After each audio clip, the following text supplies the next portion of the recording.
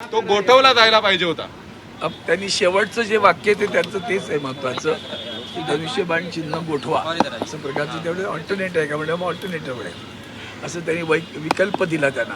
एक तर आम्हाला द्या त्यापेक्षा ते गोठवलं गेलं पाहिजे आणि मला वाटतं ती अतिशय योग्य मागणी त्यांनी केलेली आहे. आता बघूया माननीय सर्वोच्च न्यायालय काय करते त्याबद्दल.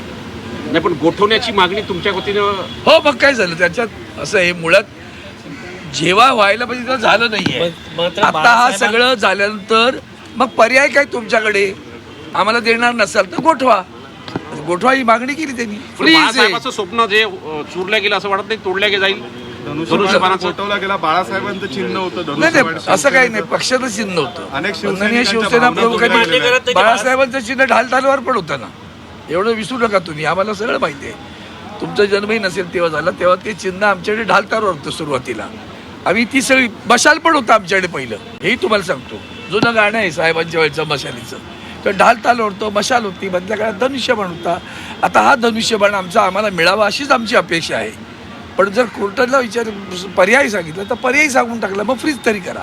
बोललो नाही असं होतं का. देवदत्त कामत यांनी म्हटलंय की हे सगळे आमदारांना अपात्र करता येतं का अपात्र करता येईल का. पहिली गोष्ट अपात्र करता येतं म्हणजे करता येतच. त्यांनी तेच सांगितलं की थोडंसं माननीय बागची साहेबांनी असं विचारलं होतं माननीय न्यायमूर्ती की आता ती जरा तो काय केव्हाचा झाला आता की त्याला आता गोठवण्यामध्ये काय असेल तर त्यांनी मग सगळी उदाहरणं दिली देवदत्त कामतांनी आणि असं सांगितलं की यापूर्वी असे अनेक निर्णय झालेले आहेत की प्रत्यक्षात म्हणजे बोंबईच्या काळामध्ये तो ती केस आहे बोंबई तिथं कितीतरी विलंबाने ती डिस्क्वालिफिकेशन झालेलं आहे. तर इथं पहिली गोष्ट डिस्क्वालिफिकेशन कोणी करायला पाहिजे होतं तर ते स्पीकरनी करायला हवं होतं. ते केलं नाही आणि त्याच्या उलट जे काय पुढच्या प्रक्रिया आहेत त्या उलट्या सुलट्या आहेत सगळ्या. हे सगळं त्यांना आज स्पष्टपणे त्यातला सगळ्यात महत्त्वाचा मुद्दा मला कपिल सिब्बलांचा जो वाटला तो सातत्यानेच येतो आहे पॉलिटिकल पार्टी आणि लेजिस्लेटिव्ह पार्टी त्यातलं त्यांनी असं एक चांगला एक म्हटलं पॉलिटिकल लेजिस्लेटिव्ह पार्टीचं लाईफ काय त्याला 5 वर्षाचं त्याचं लाईफ आहे ना लेजिस्लेटिव्ह पार्टीचं. तुम्ही पक्ष निवडला तेवढं लेजिस्लेटिव्ह पार्टी उद्या तुमचा शून्य आला तर लेजिस्लेटिव्ह पार्टी कुठे असेल मग पक्ष म्हणजे पक्ष नसेल का. तर पॉलिटिकल पार्टी कायम असते लेजिस्लेटिव्ह पार्टी मर्यादित असते. हा एक अतिशय चांगला मुद्दा त्यांनी त्या ठिकाणीच मांडलेला आहे. आज कोर्टाकडनं हा प्रश्न विचारला गेला की आम्ही अपात्र आमदारांना करू शकतो का अशा सांगितलं की त्यांनी आता की करू शकतो ज्याला आपण म्हणूया की त्या काळामध्ये ते अपात्र झाले असं त्याला आपण इंटरव्ह्यू म्हणून समजून घेणं म्हणतो ना. पण असा अधिकार न्यायालयाला आहे. हेच माननीय देवदत्त कामत शेवटच्या ज्या अर्ध्या तासामध्ये सातत्याने सांगत होते यांना डिस्क्वालिफाय करता येतं. काळ जरी झालं तर डिस्क्वालिफाय झालं तर पुढचा सगळे जे प्रश्न आहेत त्याचे सगळ्याचं निराकरण आता उद्याचा दिवस उद्याचा आमचा युक्तिवाद संपेल आणि त्यानंतर त्यांचा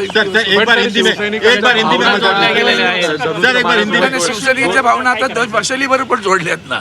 मशाली सोबत आता आम्ही लढलो नाही का. मशालीसोबत लढले नाही. तुम्ही आता हे भावनिक लावून आग लावायचं काम करण्याची गरज नाही. मी सांगितलं ना की शिवसेनेकडे धनुष्यबाण मला माहिती काय तो आग लायला त्याचं कारण सांगतो तुम्हाला मी. हे एकदा प्रश्न विचारून सुटला असतं ना 10 वेळा विचारतात तेव्हा निश्चितपणे हेतू आहे त्याच्या मागचा. तो हेतू तुमचा होणार नाही साध्य. आम्ही आज मशाल उभे आहोत आणि आम्हाला अजूनही धनुष्यबाण हवंय. आम्ही धनुष्यबाण सोडलंय असं कुठेही म्हटलेलं नाही. आम्ही असं म्हटलं की नसाल तर मग निदान त्यांना द्यायचं नाही असं आमचा तो पर्याय. आज आज आदरणीय सर्वोच्च न्यायालय के सामने जो बार बार एक बात हो रही है कि लेजिस्लेटिव पार्टी और पॉलिटिकल पार्टी इसके बारे में एक बहुत बड़ी बात आज आदरणीय कपिल सिब्बल साहब ने न्यायालय के सामने लाई.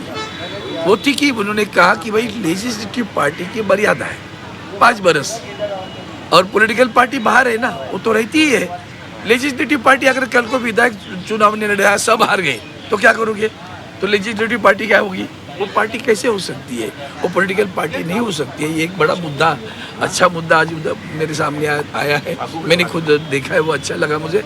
और दूसरी बात जो बाद में की है वो यही बात है कि इसके लिए हमारा जो चुनाव चिन्ह जो आपने उनको दिया है, इलेक्शन कमिश्नर ने चुनाव चिन्ह दिया, हमारा नाम दिया, वो हमें वापस मिलना चाहिए। अगर वापस नहीं देख सकते हो, क्योंकि फिर दोबारा बात करने को मिलने वाली नहीं है, भी ध्यान में रखना आप, क्योंकि एक बार हमारे हो गया, अभी रिजॉइंडर करने को मिलेगा उसका कोई उम्मीद नहीं रहती। आपको समय दिया गया तो उसमें आपको पर्याप्त भी देना पड़ता है, या तो हमें दे दो या तो फिर उन्हें उसको गठित करिए, उसको वापस। जैसे आपने देखा होगा, इनको कहने में रह गया कि पूर्वी जितने भी अनुभव है, कांग्रेस पार्टी तो बहुत बार बिखरी हुई है, हर बार उनका चुनाव चिन्ह फ्रीज किया गया है। जो कोई पहले का चुनाव चिन्ह किसी गुट को नहीं दिया गया, वो ध्यान में रखना। वही बात आज उन्होंने नाव आम्हाला मिळालं पाहिजे असं म्हणाले. तुला मगाशी सांगताना की महत्वाचं असं आहे की असा प्रकार काय पहिल्यांदा घडतो अशातला भाग नाही आहे. काँग्रेस पक्ष अनेकदा फुटला, पण तो फुटल्यानंतर त्यांचं मूळ चिन्ह कुठल्याही गटाला मिळालं नाही, ते नव्या गटाने ते फ्रीज केलेलं आहे. आणि म्हणून आपल्याला बांगडी करताना पुन्हा बोलायला मिळणार नाहीये 10 वेळा. आज झालं तुम्हाला पूर्ण वेळ दिलाय, मग तेव्हा आपण सांगितलं पाहिजे की आम्हाला आमचं नाव आणि चिन्ह मिळालं पाहिजे. नाही देत असाल तर त्यांना देता का म्हणे. उद्या अर्ध्या तासात कामं संपवतील. उद्या अर्ध्या तासात कल कामत जी का हमारा जो है आर्ग्यूमेंट वो कल खत्म हो जाएगी, उसके बाद मुझे सब ओके, थँक्यू. सर